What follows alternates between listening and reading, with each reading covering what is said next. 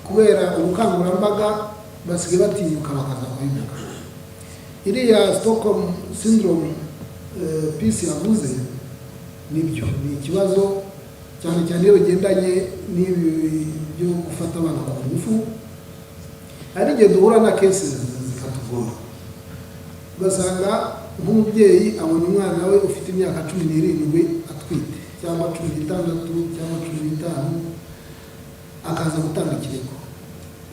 Bahamagara umwana mukamujyana muri Isange mukamubaza uwamuteye inda akanangira akakuvuga, kubera ko ababyeyi baba bakurikirana bazi wenda uwo bagendana cyane w'umuhungu, mwakurikirana n'ibindi bimenyetso mwafata uwo muhungu, uwo mwana w'umukobwa akavuga ati nimumufunga mumenye ko ndi bwiyahure, kandi ukabona ko akamara nk'iminsi 2 yanze kurya.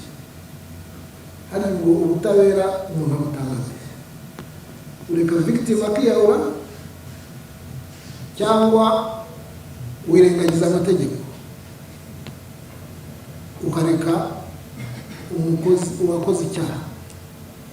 Izo ni bimwe muri challenges duhura nabyo, ariko icyiza ni uko muri Isange harimo psychologists bagerageza kwigisha victim wahohotewe, bakamwumvisha ingaruka, bakamwumvisha kubyo yakoze, uwabimukoresheje yaragambiriye kumugira nabi, bagakoresha ubumenyi bwabo kugira ngo wenda bamwumvishe ko ubutabera bugomba gukurikizwa. Ariko ni ibintu bizafata igihe, mukanadufasha tugakomeza tukigisha abana cyane uburenganzira bwabo, kugira ngo bumve ko umuntu wese uzamusanga atarageza imyaka ari umuhungu ufite ubukure ugamije gushimisha umubiri we aba atamushakira icyiza. Kandi ubwo bukangurambaga bukajya no mu babyeyi, kuko hari n'ababyeyi batarabyumva. Hari nk'igihe usanga amashyirahamwe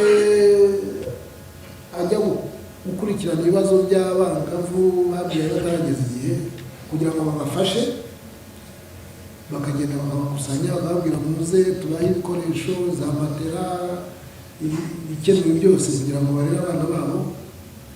Bahagera rimwe na rimwe bakaza baherekejwe n'ababateye inda cyangwa n'ababarongoye nubwo baba batarageza imyaka. Ayo mashyirahamwe twadukorana neza bakatubwira bati hano hari abantu bateye abana b'abagabo b'amada muze, bapfa kubona imodoka ya polisi cyangwa ya RIB igeze aho, ibyari gutanga imfashanyo bikaba bihindutse ibindi, bakiruka bose bagacika. Ni ukuvuga ngo sinzi niba twabyita iyi syndrome cyangwa twabyita imyumvire cyangwa byombi bivanze, ariko icyo nagira gusa ngo mbasangize nuko dukeneye ubuvugizi, dukeneye ubukangurambaga, dukeneye gufatanya kugira ngo abantu babyumve. Bigiye kuba amategeko gusa arengera uburenganzira bw'umuntu, ariko n'umuntu yumve uburenganzira bwe neza n'uburenganzira bwe kugira ngo abuharanire. Ndumva aricyo nabivugaho. Urugamba turimo twese turafatanya, tubona amakuru menshi ava muri bamwe ndimo kubona hano mu banyamakuru, kandi akadufasha kugera ku byaha, tukagera no ku babikoze, bityo tukumva tubijyanamo tubyumva kimwe. Uretse ko rimwe na rimwe hari igihe duhinduka, ukavuga ngo umuntu yarenganye, niyo twababwira ngo sinzi uko biba byagenze, ariko hari rimwe na rimwe hazamo n'amarangamutima, ariko ibyo hari igihe haba hari wenda amakuru atatambutse neza. Ariko iyo ni intambara dukwiye kurwana, kuko izi ngaruka zose tubona z'inzererezi z'ikintu ko biba byatangiriye hariya. Umwana afite 14 arabyaye, umwana agiye mu muhanda, nawe kugira ngo amutunge asubire mu muhanda abyaye undi, ugasanga ni ibintu bikururana, bitera umutekano muke, bitera sosiyete guhungabana. nagira ngo just mwongereho gakeya ku byo nyakubahwa minisitiri w'umutekano yavuze kuri iby'amadini, kuko abenshi tubakora n'amadosiye. Abantu ntabwo bakwitwaza imyemerere ngo bumve ko ari uburenganzira bwabo busesuye kandi bifite ingaruka ku bandi. Yabivuze neza, yatanze ingero, ariko no mu gitabo cyacu cy'amategeko hano ikintu bita gushyira undi mu kaga kirahana, ikintu bita guhumura abantu babangisha leta, gahunda za leta kirahana. Benshi muri aba ngaba bagiye bafatwa yanze ko abana bakingirwa imbasa, mu myemerere n'imyemerere bakingiza abana imbasa, ariko abo bana ntabwo ari umutungo wawe, ni abana b'igihugu bataragira ubushobozi bwo kwifatira icyemezo. Iyo bafungiranye mu nzu ukanga ko bajya gufata urukingo rw'imbasa, tumufata nk'umuntu ushyira abandi mu kaga, icyo gihe tumukora gusa bamoja no kwigisha, ariko icyo gihe ubushaka ushyira umuntu mu kaga urakurikirana. Nibura ubyuka mu gitondo ukirirwa umubwiriza abantu ngo bange gahunda za leta ngo niyo myemerere, uba uri mu cyaha cyo gukangurira abantu kwanga kwigomeka kuri gahunda za leta. Ntabwo najya bamugarifiye gusa uwo uzumva bamujyanye umuntu mu rukiko nuko hari icyo igitabo cy'amategeko giteganya, ariko hari n'ibindi. Mugira mwumvise ibya Musanze, umuntu mu rugo rwe akajya kuri WhatsApp agahamagara abantu ngo baze mu gipangu cye, nta dini, nta yanditse muri RDB ngo baze babatizwe, ngo iyo batijwe ubu mutagatifu. Ugasanga abantu 150 bari mu gipangu cy'umuntu, bavuye mu turere 15-20 ngo baje kubatizwa kugira ngo babatagatifu. Ibyo ntabwo ari imyemerere mu by'ukuri, ibyo ni disorder. Mwumvise nabonye hari n'ababyanditse umupasiteri twafashe ejo bundi, nubwo bikiri mu iperereza wenda umuntu atavuga byose, ko ntushobora kujya hariya mu bikarakasi ufatirane ibibazo cyangwa imyumvire mike y'abaturage, utangire ubakureho utwabo ku mugaragaro, uti uwashatse fiyanse akamubura nashyira ituro hano arataha yamubonye. Ibyo bintu ntabwo ari ibintu igihugu cyareberera, kuko ni ubwambuzi bushukana kandi n'icyaha mu mategeko yacu. Ushinzwe mu kigo Christian umunyamakuru wabigiye. Ikibazo cyane cyane ndakibaza Minisitiri w'Ubutabera. Ingingo ya 28 y'Itegeko ry'Igitabo giteganya ibyaha n'ibihano ivuga ku kijyanye n'igihe umuntu atangira gufungwa, aho atangira gufungwa byemejwe n'urukiko hamaze gufatwa icyemezo ntakuka. Icyo ni igika cya mbere n'icya kabiri kivuga ko uyu muntu igihano hawe gishobora gukurwa n'icyagihe yamaze afunzwe. Hari ikibazo cy'iminsi 30, yabaye iminsi 30, umuntu ashobora kujya muri gereza akamara imyaka 2 byitwa mu minsi 30. Ingero nyinshi zirahari, nagira ngo mbaze nyakubahwa Minisita na abacamanza babaye bake, inkiko nkeya. Twabonye RFA baravuga bati ibimenyetso bigiye kuza rero bikavuga. Ibyo bintu bishobora kuba byaterwa n'iki? Icyo ni icya mbere. Hanyuma ikindi ndakibaza ari, tumaze tubona abantu bishinganisha, ariko ugasanga umuntu arishinganishije. Harimo umubyeyi duherutse kubona wo mu karere ka Ruhango arishingana, iyo birazitwara umuntu, nyuma y'iminsi 2 wa mukecuru atemererwa mu ruhame arapfa. Hakaba abandi bantu benshi bapfa, ariko abaturage twaganira bakavuga bati uyu muntu mwishe yari yarabivuze, yari yarabimubwiye. Nagira ngo mutubwire se, hari abaturage bajya baza bakababwira bati mfite ikibazo nabwiwe ko nzicwa, ese mumaze kubimenya aho ngaho haba hakorwa iki? Ubwo niba ari mu gisubiza, niba ari polisi, hari ibyo bivuga ngo dukumire icyaha kitaraba kandi tutangira amakuru kuri ayo makuru yatanzwe no gukumira icyaha kitaraba hakorwa n'iki gahunda zo zimaze kugera ku kuva zagira kora hose.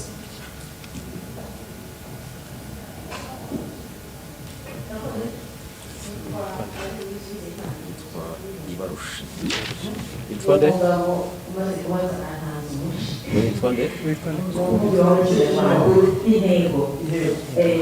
Izina.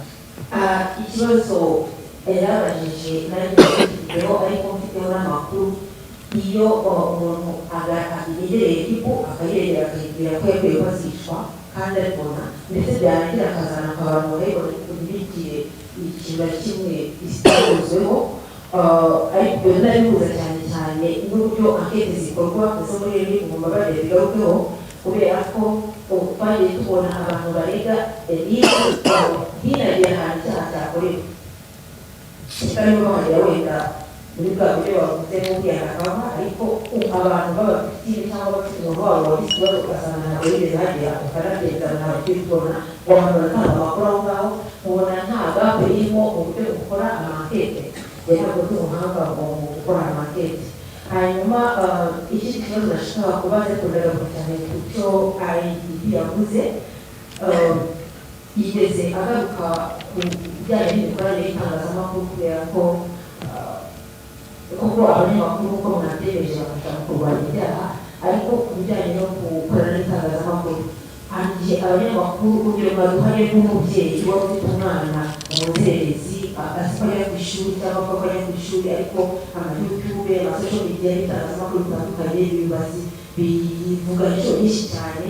Ikibazo mpita nkibona ku nzego nka polisi isaba abakuru cyangwa kuri ribu kubera iki mutegereza umusore ufite umwana bambaye umuzerezi abanyamakuru barasakuza barababaza buri munsi babarikatse buri munsi nta gisubizo mubaha ahubwo mukaza guhitamo umuntu ntazi uko bigenda bamuhitamo mukamubwira ngo reba kabera disipiyanse icya mbere cyafite ikoresha mu itangazamakuru hari ubwike ko hari umuntu yizera udashaka ko ayo makuru bayageraho bwa mbere se kandi abanyamakuru niko kazi kabo bitekora ko harimo imbalansi mu buryo bukorana n'abanyamakuru bose murakoze cyane.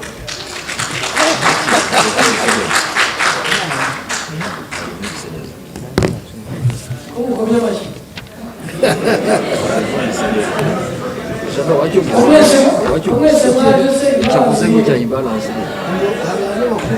umunsi mwese mwaje cyangwa no gutanga ijambo hajemo imbalance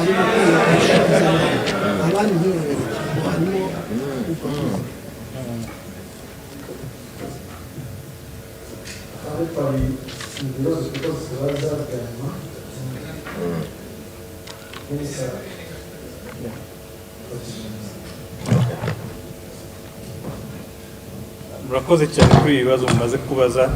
Hari kesi ya Kazungu, hari ibyo SG bari bubasobanurire ko nk'uko tubizi ikesi iri imbere y'urukiko hari ibyo adashobora kurenga arasobanura gusa kubyerekeye ibyo ashobora gusobanura kugeza uyu munsi.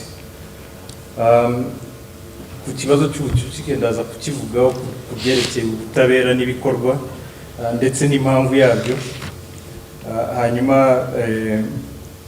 ndumva cyabajijwe kabiri ikibazo hari cyo gufungwa hanyuma rimwe na rimwe ku byo wasobanuye ya minsi 30 ikaba imyaka 2 ariko nacyo ndaza kukivugaho.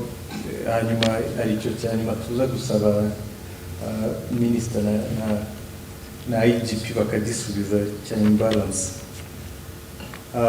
Reka mbanze kuri iki cy'ubucucike nibyo koko imibare yo iragaragara. Impamvu kandi igaragara nuko dukorera mu mucyo muri accountability kuko kuri twebwe amakuru uragenda ukayasanga muri system nta kundi amakuru aba hari ku buryo niyo mpamvu n'imibare imenyekana. Ari byiza kuri twebwe nk'igihugu kuba dukorera muri transparency governance ya transparency. Hari ahandi ho ibihugu ubuzi wiyiziye kuko wabibayemo cyangwa ubijyamo kuko bo badafite system nk'izacu zigaragaza amakuru ugasanga koko bo barakubwira yuko bafite abantu bageze ku 600,000 gusa igihugu cyose gifite population y'abantu miliyoni 100 kuko amakuru nibo bayaguha.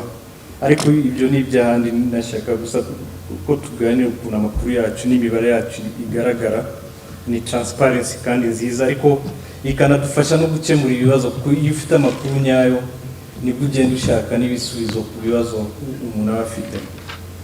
Ku byerekeye rero ubucucike muri gereza, biterwa n'ibintu byinshi, impamvu nyinshi, ariko nazo twagiye dushakira ibisubizo. Hari zimwe mugenzi wanjye ari buze gusobanura. Iyo urebye nk'amagororero muri rusange, amagororero acyameze uko yari ameze, imibare y'abanyarwanda itari yagera ku mibare dufite uyu munsi, nabyo bigatera ubucucike. Kuko ubucucike buba busobanura yuko nta hantu abantu bafungiye cyangwa bagororerwa ari hato ugereranyije n'ibisabwa mu mibare kugira ngo abantu babe bafungwa ahantu bigendanye n'imibare tuba twariyemeje. Hanyuma ikindi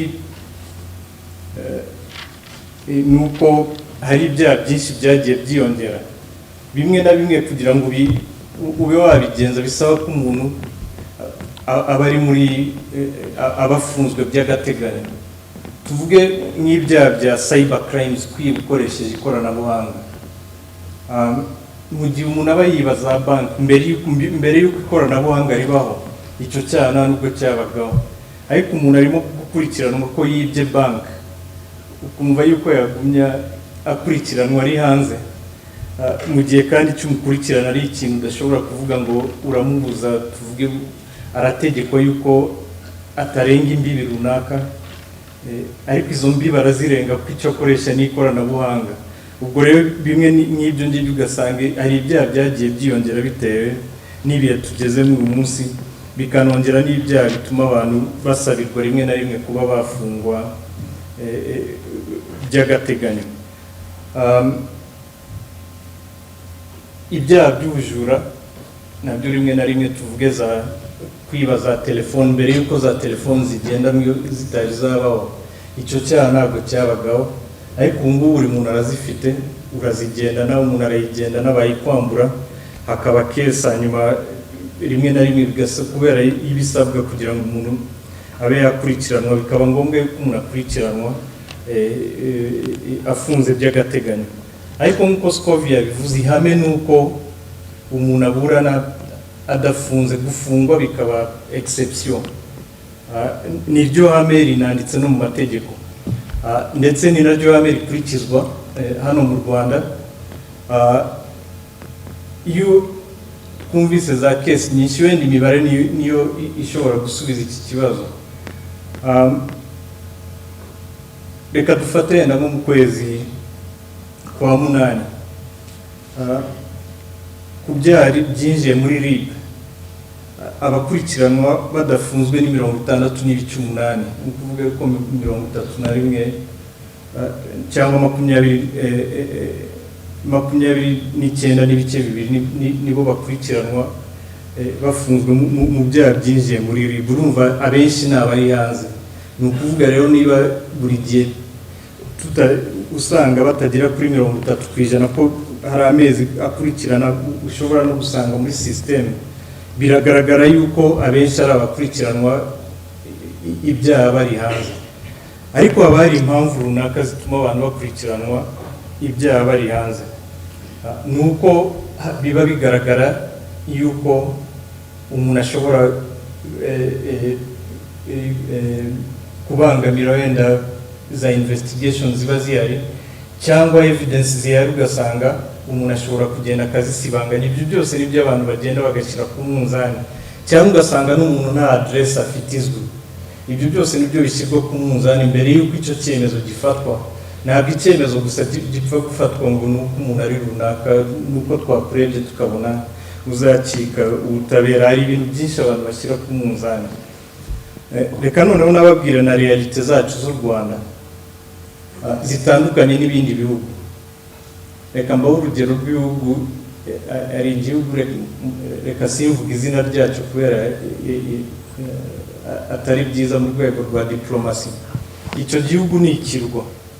Inzira yonyine ushobora kuva muri icyo gihugu ni uko uba ukoresheje indege gusa. Kuri bo usanga ari nk'umwe ku ijana aribo baburana bafunze, kuko nigeze no kukijyamo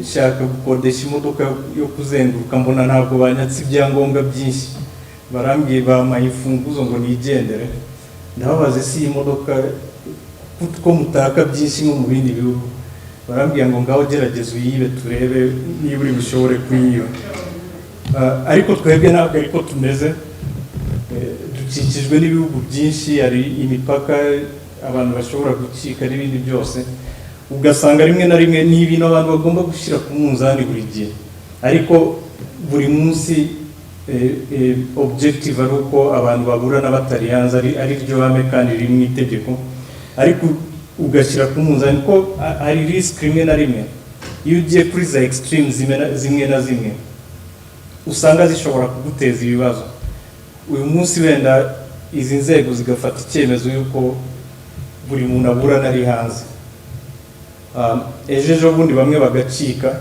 hanyuma abantu bagatangira kugira ingingimira yo kugira ngo bazane ibyaha byabo kuri izi nzego bagatangira kwihanira nacyo ni ikibazo abantu bagomba kugenda bareba ibyo byose ni ibintu abantu bagenda bashyira ku munzani kugira ngo tutazagera ahantu ihame ry'ubutabera ritumvikana ariko muri izi nzira zose hari byinshi bigenda bikorwa hari politiki y'ubutabera mpanabyaha yagiyeho igenda iteganya n'ibintu byinshi bigenda bikorwa nuko wenda imibare ubu ngubu itari yatangira gutangazwa ariko ndizera yuko izatangazwa hari nk'ibyitwa plea bargaining aho umuntu niba yiyemerera icyaha ku byaha bigeze kuri threshold runaka akaba yiyemerera icyaha akaba anerekana yuko adashobora gukika mu gihe agikurikiranwa mu nkiko ashobora kurekurwa cyane cyane iyo yatanze nk'ingwate runaka ibi ni ibintu byatangiye gukora ndetse n'imibare yabyo ndumva procureur general ko niwe ubikoresha cyane ndumva yazaduye imibare ko imibare iragenda yiyongera icyo ni kimwe ariko akanerekana ukuntu azagenda yishyura amafaranga kuri uwo muntu yahaye iyo sheki itazigamye nta mpamvu yo kumukurikirana ubwo ngubwo arasohoka nyuma igisigara kigasigara ari uko umuntu agenda yishyura uwo muntu ibi nabyo birateganywa mu mishinga y'amategeko uko tuvugana uyu munsi yamaze kwigwa muri komisiyo ubu ngubu izagera mu nteko kugira ngo bayitorere ibi byose biri mu mategeko mpanabyaha bizatugeza mu kugabanya ikibazo cy'ubucucike muri gereza hanyuma hari iteka rya perezida riteganya imirimo nsimburagifungo ryamaze gutangazwa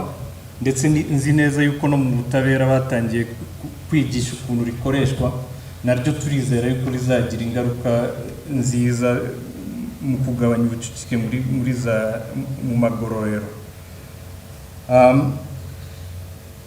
ikindi nk'uko twayivuze ni imyumvire nk'uko ndibaza na SCOVIA yabivuze nibyo koko hari imyumvire yuko iyo umuntu ataburana adafunze hari ikibazo gikomeye ndetse ibi ngibi tubibona kenshi twebwe mu butabera ugasanga uyu munsi umuntu ejo waje akubwira yuko mugomba gufunga umuntu kuko yamwibiye televiziyo mu rugo ejo bundi wenda umwana we bakamufata afite ibiyobyabwenge igihe bamwibiye televiziyo aza kubwira yuko murekura buri gihe iyo mwarekuye umuntu ari hanze ariko byaba ari umwana we wakoze icyaha akaza kubwira yuko duhana cyane dufunga cyane ibyo ni ibintu bisanzwe criminal justice police usanga iterwa na kondisiyo umuntu arimo uwo munsi igihe arimo kuyivugaho ariko ibyo byose icyo tubwira izi nzego ni uko babireba mu buryo buri objective mu buryo butarimo ayo marangamutima ya buri munsi kugira ngo ihame ari uko umuntu aburana adafunze ariko iyo bibaye ngombwa yuko afungwa nabwo agafungwa kugira ngo ntibiteze ibibazo muri sosiyete cyangwa no mu butabera muri rusange hanyuma ku byerekeye ya minsi yiyongera iyo habaye icyemezo cy'urukiko yuko umuntu aburana afunzwe nibyo koko icyo gihe gishobora kwiyongera ariko iyo kiyongeye nabwo ntabwo kirenze icyo urukiko rwemeje n'ubundi umushinjacyaha asubira mu rukiko gusaba yuko icyo gihe cyongerwa. Birashoboka yuko koko icyo gihe cyongerwa kubera impamvu zitandukanye. Hari igihe kimwe na kimwe ariko ari iperereza rigikomeza, icyo ni igisanzwe, ariko hari n'igihe kimwe na kimwe tubyemeranyeho koko yuko umubare w'abacamanza dufite uyu munsi ari wa wundi twari dufite muri 2004 utari wiyongera. Nibyo koko, ariko nzi neza yuko mu rwego rw'ubutabera bagiye mu mibare, bakoze imibare, ari birimo gutangwa nka za rekomandasiyo kugira ngo twongere dusubire turebe ibyatuma ubutabera bwihuta. Nibyo koko, hari n'ibivugwa yuko justice delayed is justice denied, ni ibintu twemeranya twese, ariko tugomba kwirinda ibyo ngibyo. Ariko hari nubwo tuvuga ngo justice delayed is justice denied, hari n'ikindi kiriko justice hurried is justice buried. Iyo ugerageje kubyihutisha kubera wifuza yuko birangira vuba, nabwo hari igihe ubutabera butagenda neza. Ariko icyo umuntu yavuga nuko muri politika mpanabyaha twifuza yuko rimwe tuzafatira umwanya tukanayiganiraho, kuko twizera yuko muzadufasha kuyimenyesha abanyarwanda, ndetse n'iri hame ryo gufunga abantu, kuburana abantu badafunze, naryo rikaba ari ihame rijya mu mitwe y'abantu. Nabyo tugomba kubiganiraho kugira ngo turebe icyadufasha. Ariko icyangombwa ni uko ibi twabiganiraho, ariko hari n'izi ngamba zo kugerageza gutuma ubucucike buba buke. Ariko ikindi cyadufasha kinarenze ibi byose, nizera yuko na mugenzi wanjye ari buganireho, ni ugukumira ibyaha. Kuko ibyaha bitabayeho n'ubucucike ntabwo bwabaho. Kandi iki ni igikorwa twafatanya twese, yaba ari mu itangazamakuru, yaba ari twebwe tubikurikirana umunsi ku wundi, kugira ngo tugerageze dukumire ibyaha byinshi. Tukaba tunaboneyeho gukangurira abanyarwanda yuko buri umwe yaba ijisho rya mugenzi we, kugira ngo dukumire ibyaha byinshi binatuma habaho ubucucike. Kuko ubucucike bubaho ari uko ibyaha byabayeho. Iyo bitabayeho twashoboye gukumira byinshi bishoboka, n'ubu bucucike muri mu magororero nabwo bugenda bugabanyuka mu buryo bufatika.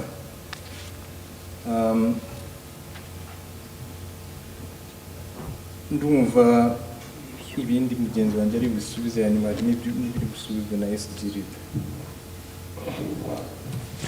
Murakoze nyakubahwa Minisita. Reka mvuge kuri iki kijyanye n'ubucucike mu magororero. Nigisobanuye neza. Wenda icyo nakongeraho ni uko imwe mu mpamvu zinatuma cyangwa zanatumye tugira n'ubwo bucucike ni n'amateka yacu mu Rwanda, aho tugifite umubare munini w'abahamwe n'icyaha cya Jenoside yakorewe Abatutsi, n'ibindi byaha bikomokaho uyu munsi ugaragara mu magororero dufite.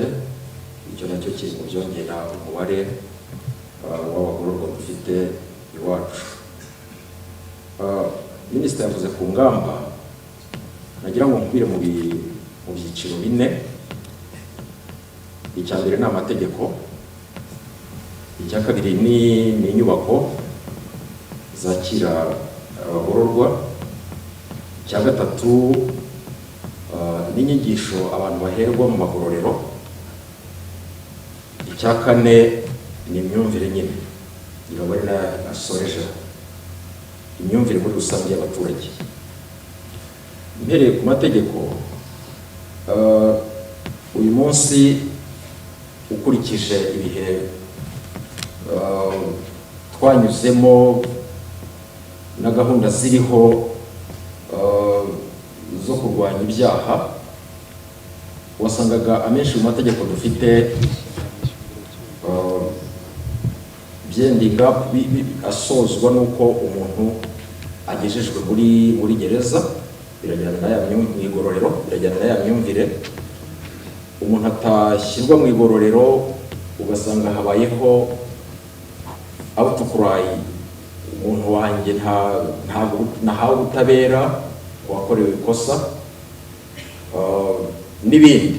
Ibyo rero byatumaga hari umubare munini w'abantu binjizwa mu magororero, kandi mu by'ukuri amagororero dufite iyo ukurikije igihe yagiriyeho yubakiwe usanga nta mpinduka zabaye.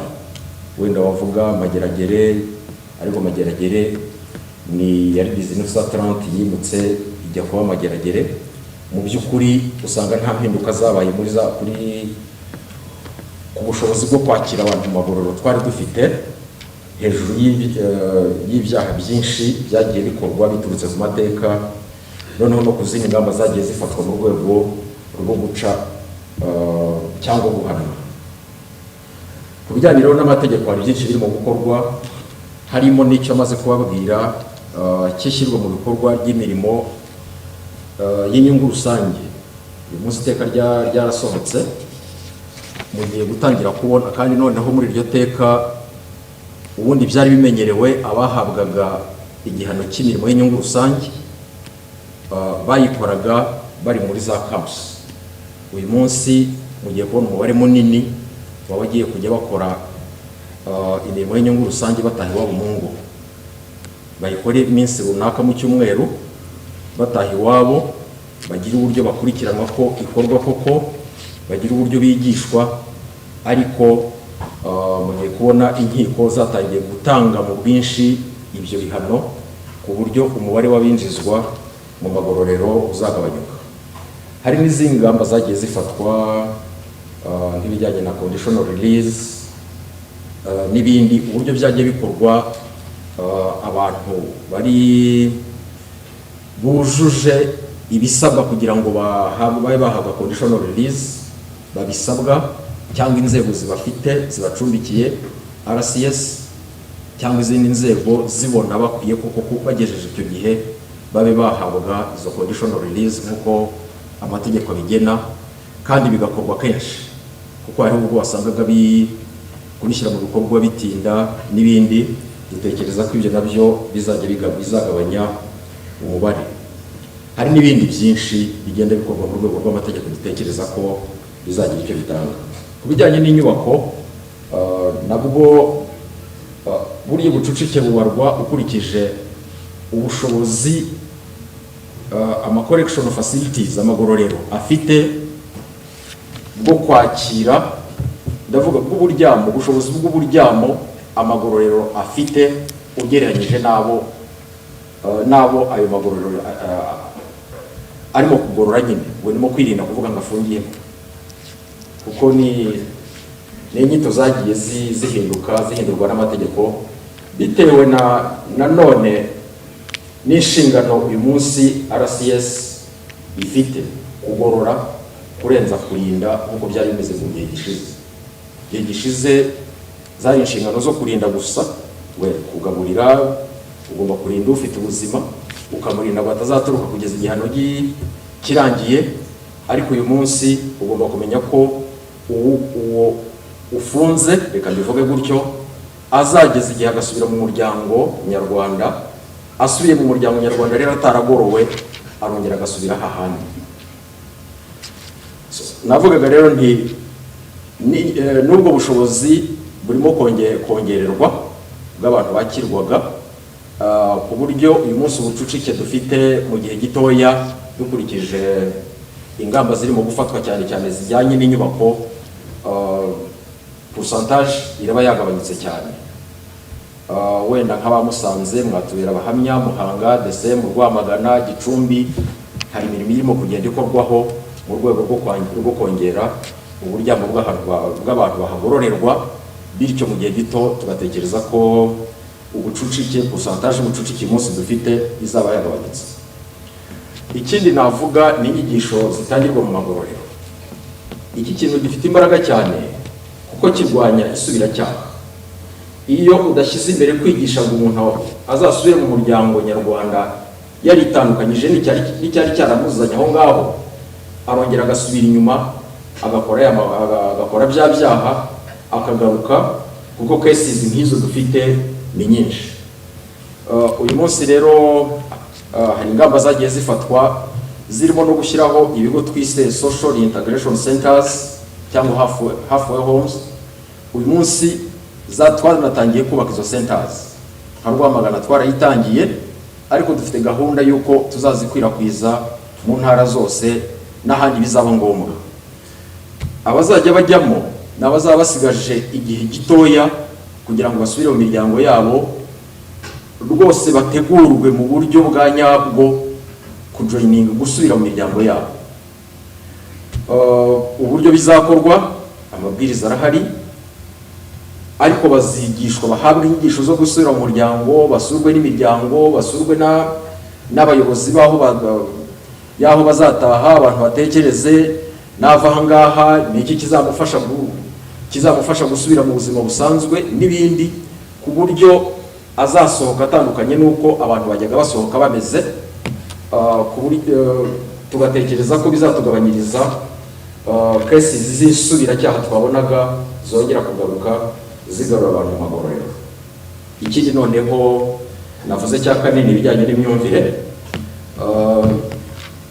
Buriya kuzacunga ubucucike nyirizina nuko abanyarwanda bazitandukanya, umubare munini w'abanyarwanda bazitandukanya no gukora ibyaha, kuko igihe cyose bazakora ibyaha hazubahirizwa amategeko nyine, ariko ubwo natwe ku rundi ruhande tuzaba dufite uburyo twafeirinze nituvuga ngo umubare w'abakora ibyaha watunaniye kuwugabanya mu rwego rwo kwigisha n'ibindi, ngo hazaba hari aho turimo gufeiringa. Aha rero naho gushyiramo imbaraga, kugabanya umubare w'abakora ibyaha ukagabanyuka, buriya niho ubucucike nyirizina buzarangira, no kumva ko umuntu ukurikiranwa ari hanze cyangwa urimo gukora igihano cy'imirimo y'inyungu rusange atahiwe, kumva ko arimo guhanwa, arimo kurangiza igihano. Ibyo abantu bakabyumva nk'ibihano abantu bahawe, nyamara uyu munsi siko byari bimeze. Tugatekereza rero ko izi ngamba kandi zatangiye gushyirwa mu bikorwa, zirimo no kugenda zitanga umusaruro mu gihe gitoya zizaba zatanze igisubizo kuri iki kibazo.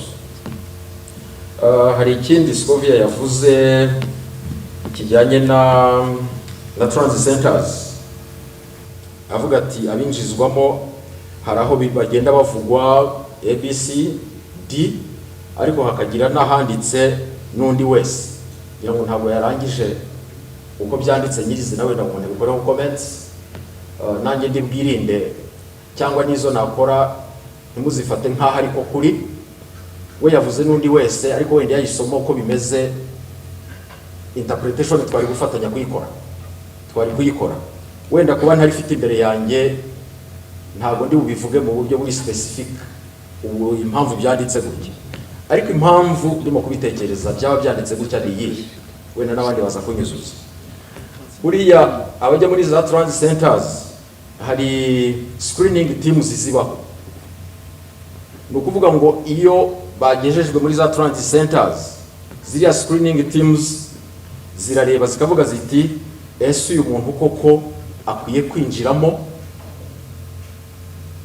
akajyanwa muri rehabilitation center cyangwa agasubira mu muryango we n'ibindi, noneho bakadisidinga ninde uguma mu gihe runaka, mu gihe ahabwa izi nyigisho zigenewe guhabwa ari muri transit centers, cyangwa mu kuzajyanwa muri za rehabilitation centers, ninde utwarwa hariya, ninde se turi buhamagara imiryango ye, kuko muri za transit centers ni umwanya muto y'abantu bakaba basubiye mu miryango yabo n'ibindi.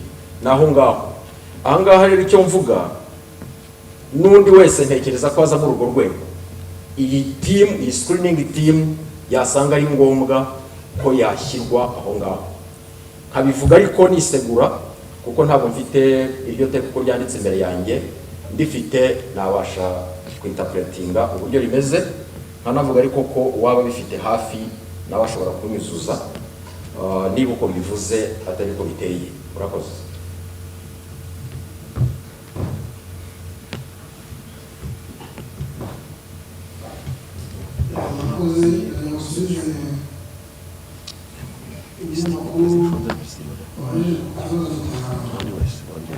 Ikibazo vuba kuko natangiye bivuga inshingano ya mbere dufite yaba y'indi ya polisi ni ukumira ibyaha bitaba iteka iyo habaye icyaha haba habaye za kusamura ariko nyine nk'uko bimeze muri sosiyete ntabwo bafunga gapusi zose kuko abakora ibyaha nabo ni abantu baba bafite nabo ubushishozi kugira ngo bashobore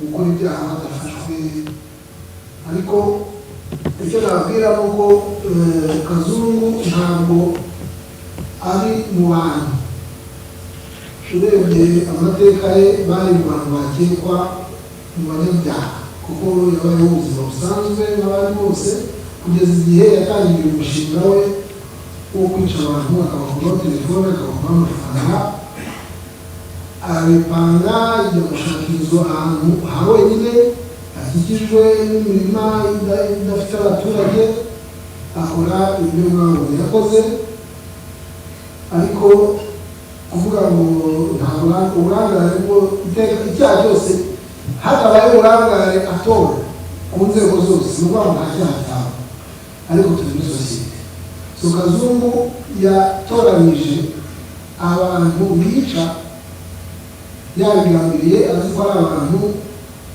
adafite umukurikirana umuntu utava mu rugo ngo nadataha hari umuntu wazaga ariko ko kaza katatashye wenda ajye kuri polisi cyangwa kuri object twawusuzumye bari abantu bose yishe nta muntu n'umwe wigeze aza gutanga ikirego ko yazumye rubara we yabizi ko ari abantu badafite famiye badafite aderesi mbega bagenda bagahindura umunsi akaba ari hano ejo akaba muri ntara gutyo ntabwo ibyo bidukuraho blame kuko ntabwo dushinzwe kurinda abantu bataha aho baba gusa abanyarwanda bose niyo mpamvu byageze aho so iyi ni isolated case umutekano mu Rwanda urarinzwe ibyaha birakumirwa cyane iyo murebye ngaho nawe wese ntabwo muri gatoya cyane muzi imyaka ya mbere ya 2005 amasaje yakoraga muri mujyi abantu barasonda banke zasonda abantu bakiba abantu uyu munsi maze imyaka 10 ishize niba hari kesi yakoreshejwe imbunda y'uburyo nibuka y'idini mu myaka 10 so uvuga ngo ibikumirwa ni byinshi cyane nta nubwo biri muri twese kuko izo nshinga ariko nanone tukavuga ko bishobora kuba muri sosiyete itagira ibyaha urabona ko n'ibyaha byiyongereye uyu munsi ni ibyaha byibanda bikorerwa abantu ku giti cyabo ariko iby'umutekano rusange byaragabanutse cyane n'iby'abantu ku giti cyabo iyo mwumvujura umukomisa aho yabivuze iyo mwumva gukoresha ibikangisho n'ibyaha bigendana na confidence abanyarwanda bagenda bagira mu butabera harimo ibyaha turegisitaringa byo gukoresha ibikangisho mu by'ukuri kera abantu bataragiraga umuntu atwaragiraga kandi atuzambona ati uretse tuzareba ikizakwaho uwaraza akarega kandi yarega kuko tugasanga mu mategeko bakoresha ibikangisho ni icyaha turagikurikirana ibyo byaha hashize imyaka mike cyane nta muntu wumva ko yajya kubyirinda telefone ubujura mubona iyi mibare izamuka inyinshi ni ubujura bwa telefone ni ubujura bwa laptop ni ubujura bwa za televiziyo ni ibyaha bizamuka atari uko wenda ari nabishya cyane ariko hari ibyaha bimwe kera cyakorwaga ntihagire ibyo kurya nko kurwana gukubita no gukomeretsa nabyo mubona ko byazamutse kera abantu barwaniraga mu kabari bakikiza bakagucunga amande agasengera bakirinda. Uyu munsi nta munyarwanda ushobora kwita urushyi ngo aruhuke ataragera kuri RIB cyangwa polisi, kubera ko ntareko yo kumva uburenganzira nayo igihe bizamuka ku munyarwanda, akumva ko adashobora kwita urushyi ngo birazira ko ubutabera buhari kandi agomba kuba. Ibi byose ni factors bituma imibare igenda igaragara izamuka, ariko umutekano urahari, ibyaha birakumirwa cyane. Ibiba ni failures tuboneramo isomo, ejo tugafata izindi ngamba, niko sosiyete zose zimera. Ariko mu gihugu cyacu ntabwo ibyaha cyane cyane bikoreshejwe violence wavuga ngo bikurwe gukoresha, ahubwo byaragabanyutse cyane. Ibizamuka ni ibyo ngibyo naje bimaze kuvuga. Ari umunyamakuru wabajije ati mu mwishinganisha te bwacya bakamwica, atanga n'urugero. Iyo kesi niba warayikurikiranye neza, ni kesi yabereye Ntombe. Umubyeyi witwa Hitimana Anastasie niwe wagiye kurega kuri RIB, avuga ko umugabo we yamubwiye ko azamwica. Ikirego kirakirwa, umugabo arafatwa arafungwa. Yari ku itariki 20. Ku itariki 22 uyu mumama agirana ikibazo n'undi mugabo mu kabari basangiye, aramutema aramwica. Uwamwishe nawe arafunze. Ibyo ni ibintu ushobora kugenda ukaverifyinga, birahari. Umugabo afunze kubera gukoresha ibikangisho, uwamwishe afunze kubera ubwicanyi. Ibyo rwose biri mu record. Ariko nanone tuzajye dukumurusha dukome n'ingasire. Urundi ruhande baratubwira ngo kuki dufunga. Ubwo umugabo yo tutamufunga twari gukora iki? Umugore araje, wowe ndavuze n'ibikangisho gusa. Hari n'undi ushobora kumutera icumu rikamusha akaza ati umugabo yaranyishe. Uwo ngo harya turavuga ko itegeko principe ari ukudafunga, tumureke nasubirayo akamwica. Ubwo bizaba byagenze gutatubaje amategeko. Iyo dufunga nuko amategeko atwemerera gufunga iyo tubona ko biri ngombwa, bikanasobanuka impamvu dufunze. Turatinya ko atoroka, nta adresse agira, turatinya ko nasubira ahungabanya ibimenyetso. Ibyo byose mu itegeko birahari. Muravuga itegeko rivuga kudafunga, ariko mukareka ya part y'impamvu umuntu akurikiranwa afunze. Yaba twafungaga nk'uko SCOVIA yavugaga ngo kugira ngo tutababaza abantu, ijambo kwidegembya mukunze gukoresha ntabwo arikoresha. Ko muvuga kwidegembya muvuga ko RIB idafunga, ko utanga ikirego wataho ukamusanga akagutanga mu rugo, ko yirwa yidegembya kandi yararezwe. So ibyo ayo magambo akoreshwa kubera ko dushyira ku munzani tukareba niba hari impamvu yo gufunga cyangwa se niba akurikiranwa ari hanze, urukiko rukazafata umwanzuro. Kugira ngo byari byabajijwe RIB kutagera hakoreye icyaha, niba bikorwa ni amakosa. Niba hari kesi irengerwa, umugenzacyaha ntajye kuri tere ngo afate ibimenyetso, ni amakosa. Kuko wakora dosiye gute se utageze? Wenda hari ibyaha umuntu ashaka kuregera umuntu wamwibye muri banki cyangwa kuri momo, ntabwo ukeneye kujya kuri tere. Ariko niba umuntu yaragiye akabomora inzu akiba, umuntu akaza kukuregera, iyo dosiye bayikora gute utageze kuri tere? So icyo mwadufasha aho mubonye izo ntege nke, ayo makosa, muzaye mutubwira. Tubwire mutuye umugenzacyaha yaregeye ikibazo kiniki, ntabwo yigeze agira naho cyabereye, nibura ngo yumve sakamusezeza cyabereyemo. niba biba ni amakosa ku giti cy'umugenzacyaha, ntabwo ari imikorere, ntabwo ari polisi ya RIB. murakoze. Reka nanjye kugira icyo mu byabajijwe, n'abashima ko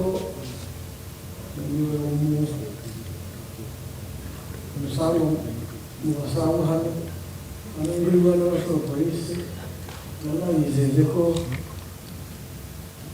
ikiri abashyitsi banjye, none basaba ko mutava mwiruka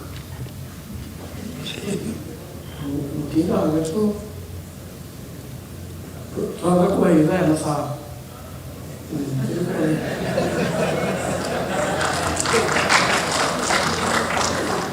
Nanabikoreshe narasubiza kugira ngo muzadufashe icyo kubahiriza aya masaha bivuze. Amasaha yo amabwiriza yashyizweho, twebwe dushinzwe enforcement, ni ukuvuga igituma yubahirizwa. Muri bimwe navugaga rero by'uko hari igihe arimo wabivuze neza, akavuga ko kumusubiza nanamushimire, nanagira icyo gusaba, nanagira icyo nisaba. Wavuze ibyo gutanga amakuru bari baranze, ugomba kuba ariyo mpamvu wamugani, kuko twese hano twese turi inyuma. Iyo uhabwa amakuru baravuga ngo kuki tutayamuha, hanyuma twebwe bavuze tukavuga duti kuki tuvuze ibitari byo. Tugomba kuba hari ikibazo, tutagiye muri blame game, ndetse twese tugikosora. Ni ukuvuga iki? Ni ukuvuga ngo niba dufite amakuru wamugana, tukaba tuyafite ko hari ibyo twakoze, hari ibyabaye, igituma tutayatanga n'iki, igituma tutazayatanga pe ku mugaragaro, akaba ari hariya ku karubanda mukanayabona, tutarinze no guhamagara X na Y tugasiga Z. Ibyo aba bantu bicaye hano hanumye ngo bavugire ko ayo makuru azatanga, kandi bibaza ko yari asanzwe atangwa, ariko ubwo hari abavuga ngo igituma tubivuga uko bitari nuko mutaba biduhaye, reka tumuhe benefisi y'ibyote uriye tuvuge ngo wenda niko bimeze. Abavugizi b'izi nzego bari hano, mugiye gutanga amakuru. Dr. yanjye mugiye gutanga amakuru wowe n'uyu, kandi muyahe abanyamakuru. Ibyo ariko rero namwe rero mujye mubaza amakuru uti kuki, none se iyo breaking news y'amakuru ntari ifite, kandi ukabreaking news y'amakuru atariyo, ubu ikibazo ni gitaguhaye amakuru cyangwa no gutanga amakuru atariyo. Mfite urugero rwabaye ejo abapolisi bagiye kurwana na noise pollution kuri Gudiana, hanyuma abantu bari muri noise pollution basinze, bari disonant, bari mu kintu bita mu Kiswahili akavuyo. Abantu umuntu wicaye aha mu by'ukuri atakwe ya society nka nabo, kubera sex etabari induru bavuzaga. Inzego zishinzwe kujya gutanga umutekano muri iyo surrounding, ko abantu batuye hafi aho nibatekanye, induru zo ziravuga, utera icupa mugenzi we akaribusha akayitera ikirahure, mbega ibintu biberaho ntibiri accepted, ntibyemewe. Hanyuma bafite ibintu bibiri rero bahita bakora. Uwa mbere ati ko amasaha ataragera muje kubifungira iki, upikinze apikinze amasaha, kandi operasiyo ije kuba ni ya noise pollution. Cya kabiri ni mu bafotore mubengera mu bitwitinge, mbega nko gutera ubwoba, blackmail. Nagira ngo mbabwire ko umupolisi wari muri operasiyo yakinisha gutinya gukora operasiyo ko bamubwiye ngo baza kutwitinga, ubu abafite ikibazo na polisi y'igihugu. Iyo yumva biriya byavuga ngo mwarabibonye ejo akumva avuga ati nimumwegere nimumufotore. Icyo tubwira polisi turamubwira ngo be professional mu kazi urimo urakora muri iyo operasiyo wagiye, ntukoreshe unnecessary force, ntukoreshe imbaraga zitari ngombwa, nturenganye abantu, ariko ugomba gufatwa afatwa. Nukuza kumufata atera gutera ubwoba azanye public disorder, ushinzwe public order, mujyane muri order. Ikibazo si icyo urakora nuko uragikora. Aho nibonyera kuba ikibazo turagirana ikibazo nawe ari uko wagikoze nabi, ariko nitugirana ikibazo nawe cy'icyo wakoze, niba icyo wakoze ari cyo ugomba gukora.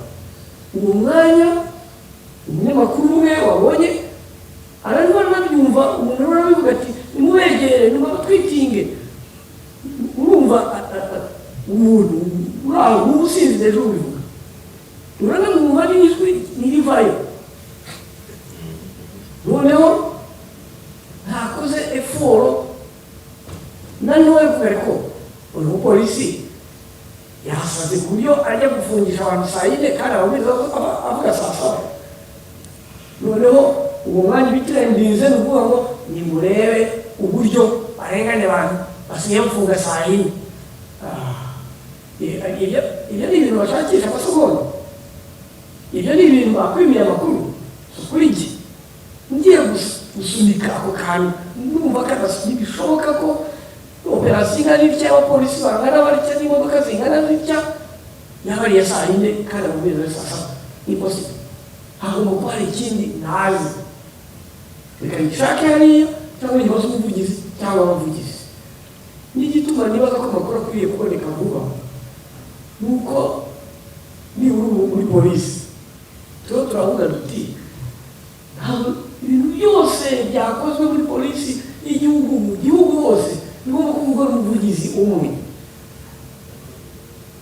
Dufite abavugizi batanu ku rwego rw'intara, n'umuvugizi umwe hano n'umuvugizi wa traffic police. Ni ibiki bivugwa n'umuvugizi, ni ibiki bivugwa n'abariya bavugizi, tukabiha level, bigatuma umunyamakuru uri Musanze abona amakuru vuba kuko umuvugizi uri Musanze arayafite. Ahubwo se bya bindi ubonye wowe uvumbuye uriya atarazwi kandi makuru agomba kuguha kuko ari mu kazi ke gasanzwe, wowe urabivumbuye ubonye ari ikibazo, wamuhamagaye yanga kukwitaba, wamubajije amakuru yanga kuyaguha, icyo gihe nabyo bivuga ni mundebera ibibaye.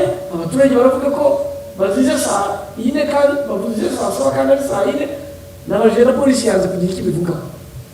Nene njyewe ndamenya ko wameshyeye ariko kuko nakwimye amakuru, ariko ejo umuntu abikubiseho abantu bita ba influencers bose babicakiye.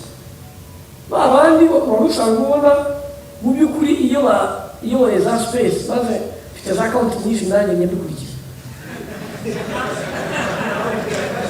ndabikurikira cyane. Joseph ndagukurikira cyane, ndabakurikira. Noneho ndamenya ko n'aba bakurikira uburyo bumwe cyangwa ubundi,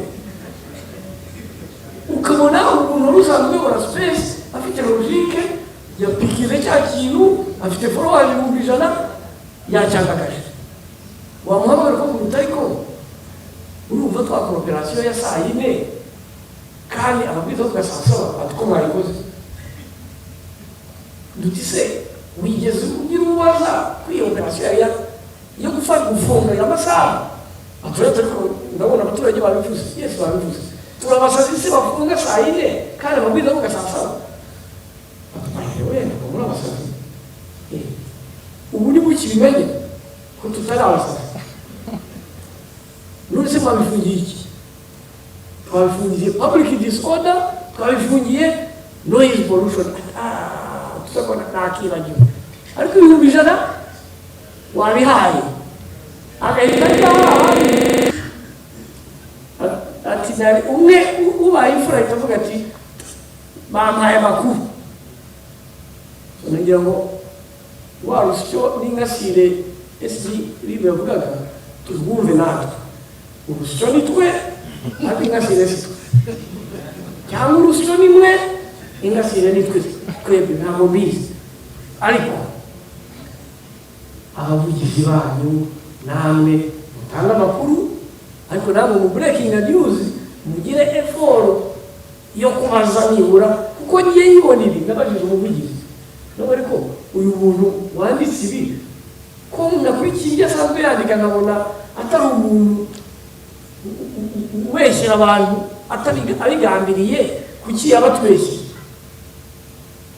atureka mubaze amubajije avuga biriya nayo mbabwiye ahita arabikuraho ntabwo rero ko bikuyeho ababibonye mbere n'abarabahamagara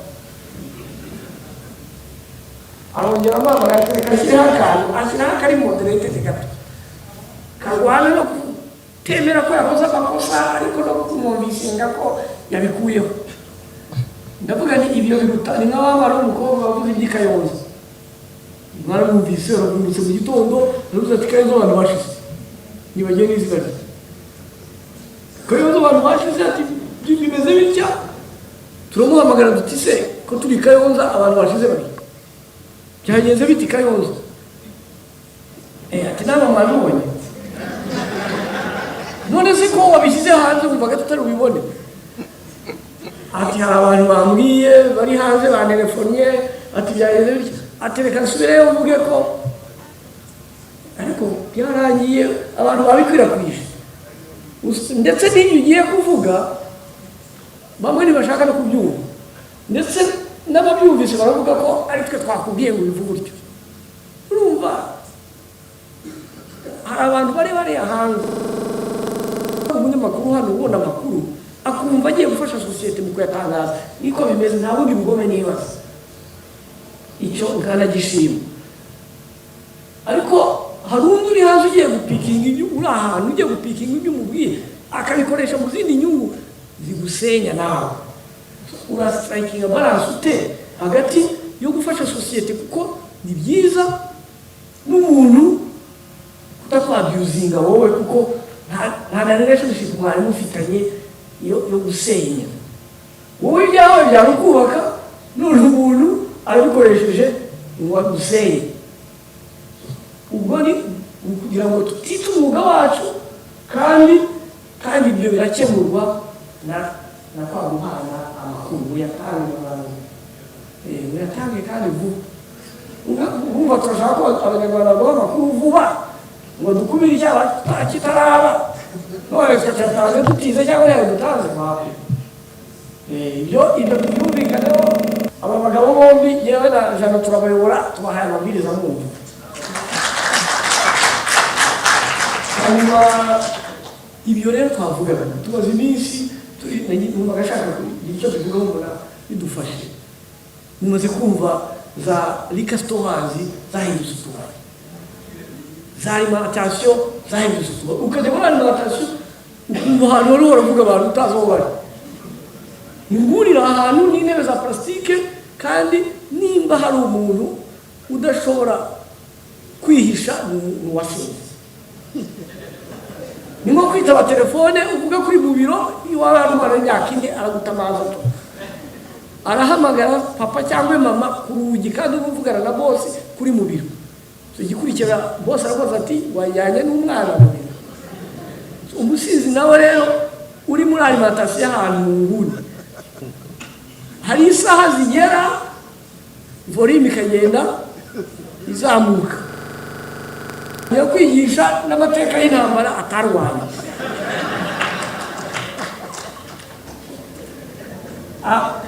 za operasiyo mubona sino turazikora mudufashe rwose ndahamya ko muri serivisi muha sosiyete ubu businzi muriho murabona mwa generasiyo bw'urubyiruko ntabwo mwashyigikira mu myaka 10 iri imbere mwatangiye gukura mukeneye urubyiruko rukora ibi muriho murakora rudandabirana ntabwo mubikeneye bamwe ni abana banyu abandi ni barumuna banyu abandi ni imiryango yanyu abandi ni igihugu cyanyu urubyiruko murumva kampeni yitwa tumwe resi wana yaba byagashobokaga tukanavuga ngo wenda tunareke, ariko kuko utavuza umuntu wavuze mu burenganzira bwabo, ariko uburenganzira bwica generation.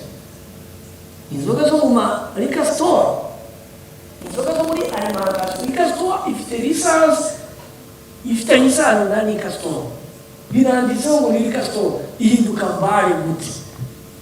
Noneho ugasanga mubayinywereyemo ya bare harimo umuyobozi runaka, harimo umunyamakuru runaka, harimo nyewe runaka, twese turi muri ya rika store yahindutse bare. Oya, turi muri crackdown operation. Muri iyo nama rero komeye crackdown, ikijambo cy'ikobrike crackdown, uvuga ngo umuntu uri uyumva ufite rika store, ufite alimentation, uzi ko mu nguni hari intebe za plastique cyangwa ntahindura bavuga ngo utare za plastique n'izindi, wahindura akabare uyakanini tuyo, uyakanini afite kora rika store, kora alimentation rwose. Hanyuma ibyo niba ushaka gukora noise, ushaka gusakuza, kuko hari abantu bakunda kuba basakuriza, shyiraho ibintu bituma wisakuriza wenyine, ariko reka gusakuriza umusaza muturanye urwaye umutima. Noneho niza kugufata uvuge ngo u Rwanda mwarugize ahantu abantu uriya musaza nawe yaneva yarambwira ati u Rwanda mwarugize urusaku. Bombi badutelefone, umwe yavuze ati u Rwanda mwarugize urusaku, undi yavuze ati u Rwanda mwarugize ubucece. Ubuse murajya mu bigenda. Wowe rero niba gusakuza bigomba kubaho no kubyama bikabaho, isakurize hamwe n'abawe buri kumwe bemeye urusaku rwawe, kandi kugira ngo wisakurize hari ibyuma n'ibikoresho byabugenewe.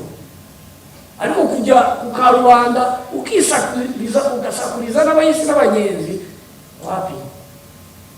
Naza kugufata ukavuga ngo kufasha amasaha ataragera, amasaha yo gusakuza nayaye, amasaha y'umurwayi mutima urusakuza nayaye. Noneho nkamara icyumweru kuri Twitter bimeze nabi bavuga bati abantu bagisinzira urusaku, pressure polisi ye, inzego za leta ziriye, urusaku imasaka ko rwadusajije. Mu gihe turafata urusaku tukamara ikindi cyumweru bavuga ati polisi yadusabanye n'ishaka abantu bisanzura. Umva ni ibyumweru bibiri bitandukanye biduha message ebyiri ziri contradictory. Igituma cyonyine nabishobora nuko ndeba imbere yanjye ngo amategeko arambwira iki, aremerera Mr. X gusakuza? No, amwemerera gusa kwisakuriza, kandi kugira ngo yisakurize nuko agira ibyo bita bya bintu bikingira noise bafite izina sound proof. Nibyo, ariko nujya hejuru y'umusozi ukavuga ngo ndi muri jardin ndasakuza, kireke jardin n'icyo cyaro ari wowe ukibamo wenyine. Ubusinzi bukabije bwageze mu rubyiruko, abatwara imodoka basinze buri munsi, mberetse raporo y'abantu. N'igituma impanuka ziterwa n'ubusinzi zagabanutse ntabwo ari uko abantu batari batwara imodoka y'abasinzi, ni imbaraga dukoresha zimwe mugakritika, ariko rero mwari muzi ukuntu zisoma sosiyete. Kuko iyo umuntu uri mu muhanda ntabwo uzi umuntu wari buhure, yasinze deja, avuye kuri point A agiye kuri point B C D, yasinze, mbega yanyoye ibiyobya, nta bwenge afite, kandi ari mu muhanda urimo amazu, arimo abakare bawe, arimo barumuna bawe, urimo uragendamo, ariko kuko mutahuye polisi yakamere rero gufata abantu. Ariko ubundi kuki umusinzi afatwa bagafunga imodoka yerekana niyo bibabwiye ko imodoka itasinze kuki bayifunze? Nyine wasinze wowe, ndetse bakongeraho ngo imodoka kubera gutwara abana ku ishuri, kubera gutwara ababyeyi barwaye. Kuki se nkunda abana bawe kukurusha? Kuzi ko ningufata ngufungana n'imodoka kuki utaza nta modoka uzanye wowe wanze abana bawe urashaka ngo bakunde kukurusha ariko reka nza n'abakunde kukurusha kuko nabyo twarabikoze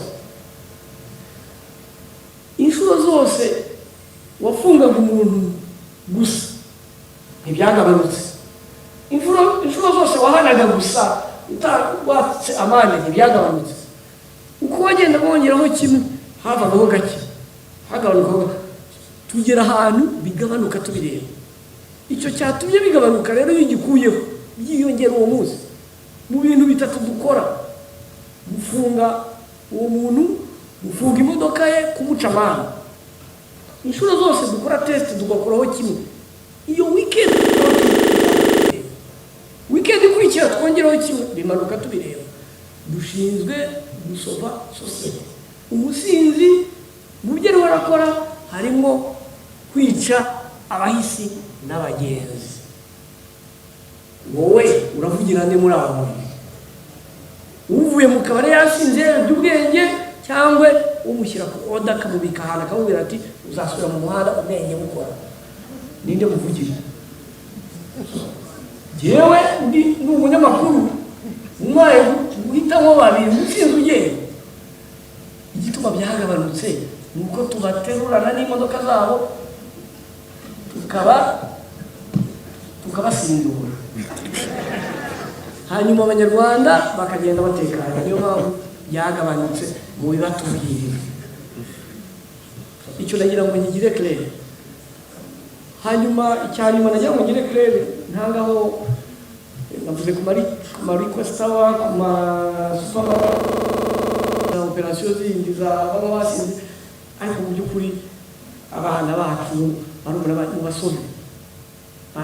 ubasove bamwe neza cyangwa bareke ariko mubagire mu myaka 5 iri imbere aho kubagira umwaka umwe ukababura hari za fines dutanga abantu binubira ko atabona SMS cyangwa ko iyo kamera yarabafotoye atigeze bajya mu hantu kugira ngo bitangire ubusobanuro hari ibintu nka bibiri bishobora gutuma utabona SMS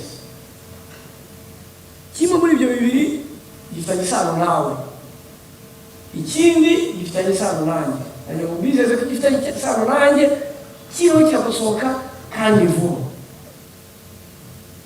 ariko gifite gusa 10% y'abo tubona mu birego bizi 1000 kivuga ngo mwaciye amande nta message nabonye ndetse munja yandi bongeraho nibajye uko bayita mwaciye fine munca na penalty ko natinze kwishyura kandi nta message nabonye nanjye nemeranya n'igihe kuko fine ni waze kuyishyura ahubwo ni wamenye ko wayigize ujumbwira ngo kuki wanciye fine ubwo twahangana ariko ujumbwira ngo kuki wongeyeho penalty tutanyereje SMS ubwo ndahangana nanjye ubwanjye twakoze rero ntuze yihuta kureba ikibazo gituma abantu bavuga ngo ntibona message n'iki icyambere gikomeye mu gufasha abantu bagakemura message ijya kuri telefone wowe watanze nigeze kubwira ngo za systeme zarakominitse twavomye amakuru yose y'ikinyabiziga cyambere kikigera mu Rwanda wagiye kukigira icyawe muri Rwanda Revenue aho hantu twavoma amakuru tuhasanga umuntu yitwa Rutamu yahawe plaque imeze gutya atuye aha hanyuma telefone nabaye ni ibyo twabizana tubishyira muri system ya telefone twayohereza SMS tugasanga ni umukomisiyoneri wagiye kudekara ya telefone twayohereza SMS tugasanga wayikuyeho kubera izindi mpamvu z'amatekinike y'utunomero muzi tuziranyeho none ugasanga umuntu yatangaga telefone mbere gutanga aderese byabaye nka formalite yo kugira ngo arangize umuhango wo gukora imodoka aho ni 90% y'abatabona ya message umuntu wese ufite ikinyabiziga witotomba uyu munsi ngo simbona message ahubwo ndagerayo mu kampani mucekinge niba amakuru mwatanze atuma mubona message ariyo nimuyakosora 90% y'abatora message biraba birangiye. Ariko kuko nko mu gusonga kuba n'indasi 10% rifite isano na system. Uvuga ngo SMS iyo iguflashinze iguteye mu by'ukuri umwe ikigutera ihita iprocessinga ihita yinjira muri system ikakureba wese wari ubundi mu masomo 30 yagombye kureza SMS ukiri na hafi aho wakoreye offense. Ubundi iyo ni system rero n'igituma bya bindi nabwiye tutatangiye kubikoresha nuko turakora ibyo bita migration. Turava muri system imwe tujya mu yindi twujuje national data center y'iyi system ku buryo bizaba biri automated.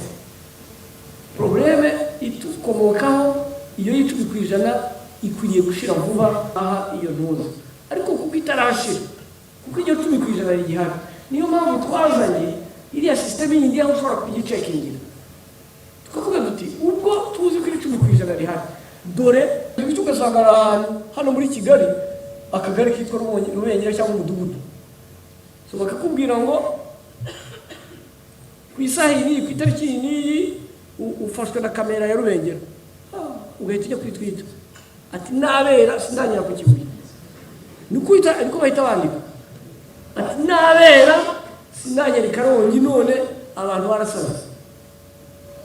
Tukamuhamagara tukamwereka amafoto duti iyi modoka si yawe ni yawe, uyu ni wowe wari uyirimo ni ngewe, ariko se nageze Rubengera rya ariko iyi ni wowe. Irubengera uvuga rero ni hariya ku mazi hagati ya Kanogo na Rwandex. Urugero ntaze gusa atahona hagiye utarataka rero yubaza ukavuga uti Rubengera muvuga ni, ariko guhita uvuga uti abantu barasaze banyohereje ikaronyi ntarigeze ngeyo mu buzima bwanjye, it is wrong. Ariko rero cyakwereka imvura y'amasasu ihita imushyigikira ati nanjye bambwiye ko nagiye Inyamagabe, undi ati igihe azakosorera ko basanze ari byo bariya bagiye bavuyeho.